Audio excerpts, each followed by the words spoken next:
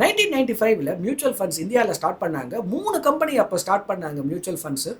அதில் ஒரு ஃபண்டு பார்த்தீங்கன்னாக்கா 1995 இன்னைக்கு 2025 30 வருஷம் நீங்கள் ₹1,00,000 இன்வெஸ்ட் பண்ணியிருந்தீங்கன்னாக்கா இன்னைக்கு உங்கள் மெச்சூரிட்டி எவ்வளோ தெரியுமா?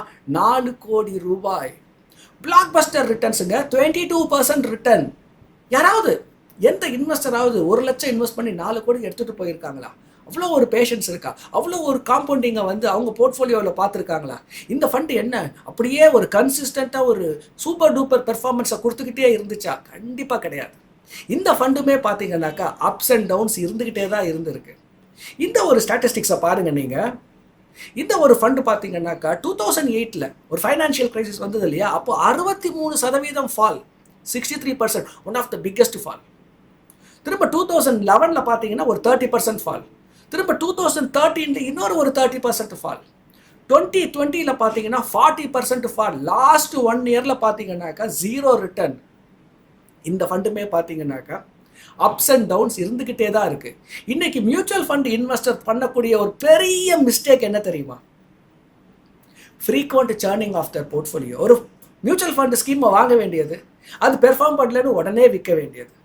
9 months 1 year கூட வெயிட் பண்ணுறது இல்லை, அந்த எக்ஸிட் லோடு கூட முடியறது இல்லை, உடனே சேஞ்ச் பண்ண வேண்டியது. இந்த ஃபண்டு பார்த்தீங்கன்னாக்கா 30 வருஷம் 22% of return CAGR, blockbuster returns. இது இந்த மாதிரியான ஒரு high maturity value wealth compounding எடுத்துகிட்டு போகணும் அப்படின்னாக்கா முதல்ல பேஷன்ஸ். ஒரே ஒரு வருஷம் உங்களால் உங்கள் போர்ட்ஃபோலியோ அப்படியே ஸ்டேக்னண்ட்டாக இருந்தாலே என்ன பண்ணுறீங்க நீங்கள்? ஈக்விட்டியை விட்டுட்டு நம்ம கோல்டில் இன்வெஸ்ட் பண்ணியிருக்கலாம், சில்வரில் இன்வெஸ்ட் பண்ணியிருக்கலாம்.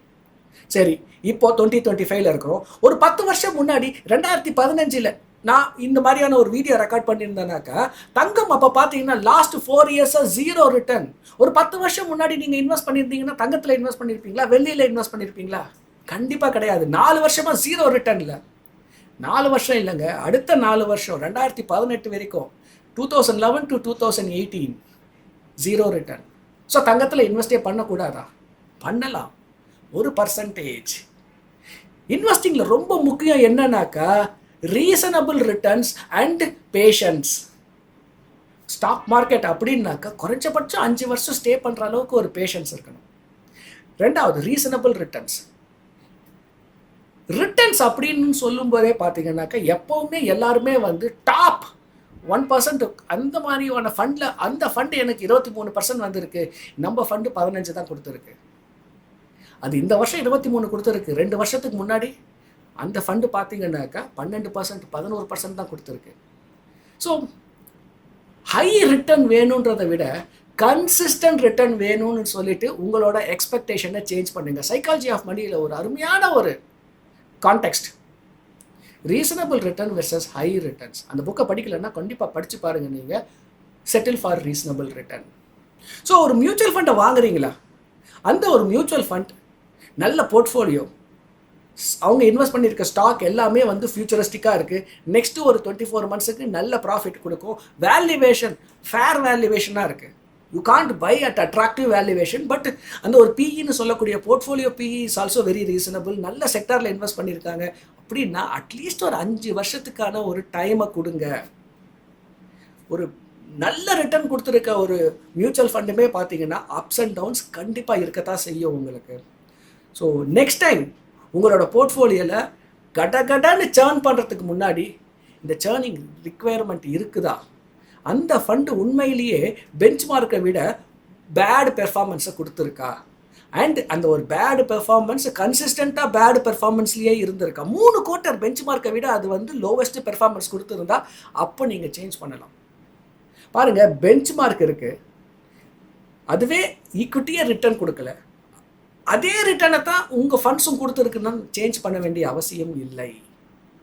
ஸோ மியூச்சுவல் ஃபண்ட் இன்வெஸ்டிங்கில் number 1 patience, number 2 consistent return, number 3 reasonable return.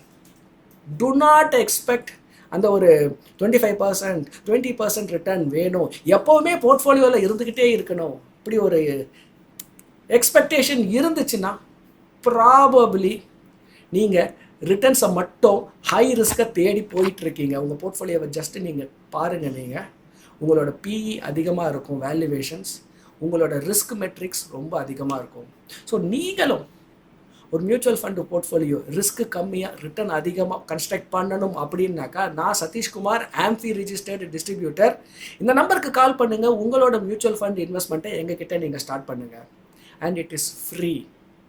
எங்களோட ரெகுலர் மியூச்சுவல் ஃபண்டில் இன்வெஸ்ட் பண்ணிங்கன்னா it is definitely free. Are already investment பண்ணிகிட்ருக்கேன், ஸ்டார்ட் பண்ணிட்டேன், பட் என் போர்ட்ஃபோலியோ ஒரு கன்சிஸ்டன்ட் போர்ட்ஃபோலியோவா, கரெக்டாக தான் நான் இன்வெஸ்ட்மெண்ட்டை பண்ணிகிட்ருக்கேன்னா, அப்படி ஏதாவது ஒரு ரிவ்யூ அனாலிசிஸ் பண்ணணுன்னாலும் இந்த நம்பருக்கு கால் பண்ணுங்கள். we can help you. Okay, ஏதோ புது விஷயம் கற்றுக்கிட்டேன்னு ஃபீல் பண்ணீங்கன்னா லைக் பட்டனை கிளிக் பண்ணுங்கள், சப்ஸ்கிரைப் பண்ணுங்கள். Stay tuned. இன்னொரு வீடியோவில் இன்னொரு இன்ட்ரெஸ்டிங் இன்ஃபர்மேஷனோட மீட் பண்ணுறேன். see you. bye bye.